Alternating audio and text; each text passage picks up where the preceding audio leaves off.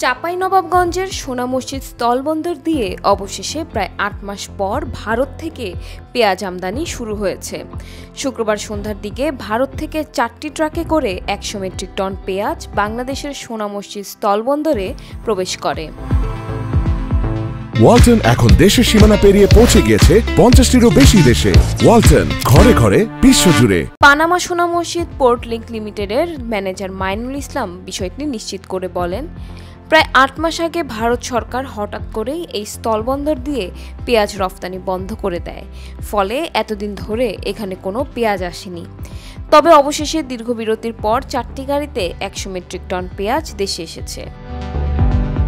ব্যবসায়ীরা জানান, দীর্ঘদিন ধরে ভারত থেকে পেঁয়াজ আমদানি বন্ধ থাকায় দেশের বাজারে এর দামে অস্থিতিশীলতা দেখা দেয়। গত কয়েক সপ্তাহে পেঁয়াজের দাম হঠাৎ বেড়ে যাওয়ায় ভোক্তাদের ভোগান্তি চরমে পৌঁছায়। তবে নতুন করে পেঁয়াজ আমদানি শুরু হওয়ায় বাজারের দাম কিছুটা হলেও কমবে বলে আশা করা হচ্ছে। এর আগে ঊর্ধ্বমুখী পেঁয়াজের বাজার নিয়ন্ত্রণে রাখতে গত মঙ্গলবার পেঁয়াজ আমদানির ঘোষণা দেন বাণিজ্য উপদেষ্টা শেখ বশির উদ্দিন। তিনি বলেন, দেশের বাজারে স্থিতিশীলতা আনতে শিগগিরই পেঁয়াজ আমদানি উন্মুক্ত করে দেওয়া হবে। যে দেশ থেকে কম দামে পাওয়া যাবে সেখান থেকেই পেঁয়াজ আমদানি করা হবে। স্থানীয় বাজার সংশ্লিষ্টরা বলেছেন, ভারত থেকে পেঁয়াজ আসা শুরু হওয়ায় বাজারে সরবরাহ বাড়বে এবং দামের ঊর্ধ্বগতি নিয়ন্ত্রণে আসবে।